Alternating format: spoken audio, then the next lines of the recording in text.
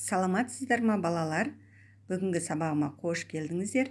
Менің сабағыма каналыма тіркеліп қойыңыздар. Олай болса, сабағымызды бастаймыз. 88-ші сабақ әдебиеттік оқу біздің ғажайып түсіміз. Бүгінгі сабақта бірінші құрастыр. Бірінші сурет бойынша әңгіме құрап айтыңдар. Яғни балалар, мына жерде сурет берілген, соған қарап әңгіме құраймыз. Әлия ұйқыға кетті. Ол түс көре бастайды. Түсінде күнді көреді. Күн оған бестік бағаны шаша бастайды. Күн, неге маған бестік бағаны шаштың? Мен оған лайық емеспін, деді ұялып Әлия. Ол бесіктер көйлегіне барып жабысты. Жоқ, бұдан былай бес алатын боласың, деді күн. Әлия қуанғаннан билей жөнелді. Балалар, неге осындай әңгіме құрастырдық? Түс дегенге өздерің сенесіңдер ме? Әркім өздерің ойларыңды айтыңдар. Қазақтың ауыз әдебиетінде жеңіл әзілге құрылған өмірдегі күлкілі оқиғаларды бейнелейтін шығармалар кездеседі. Мысалы, өткен сыныптарда Қожанасыр, Алдаркөсе туралы аңыз әңгімелерді Әубәкіров Смаханұлының шығармаларынан оқыдың. Бестік баға туралы түс өлеңінен жеңіл әзіл аңғарылады.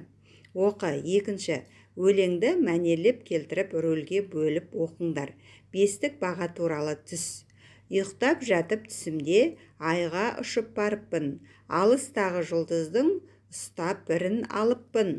Жақын келіп жаздидар, күнге қарап сөйледім. Әй асыл күн қарашы, нұрдан менің көйлегім.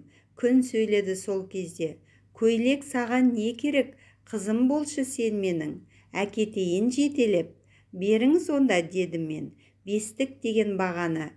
Күннен күнге сабағым қиын болып барады. Мә ал, деген шоқ күннің үні естілді көңілді. Көбелектей көп бестік көктен сонда төгілді.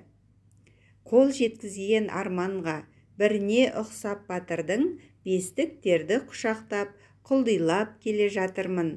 Көк аспанда қалықтап, қызыққа әбден батыппын. О, бір кезде оянсам, үйде ұйықтап жатыппын. Аша салып көзімді, бестіктерді іздедім. Қымбат баға маңымнан өшіріпті іздерін. Қап әттеген ай. Өлең, балалар, өте қызық. Үшінші, өлеңдегі оқиғаны үшінші жақта ол әңгімелеп айт. Төртінші, қыз бала неліктен осындай түс көрді? Қыз баланың сабағы қиындап, бестік алу азайып кетеді. Сондықтан ол осындай түс көреді. Бесінші, кейіпкердің көңіл күйіндегі өзгерісті мәтіннен тауып оқы.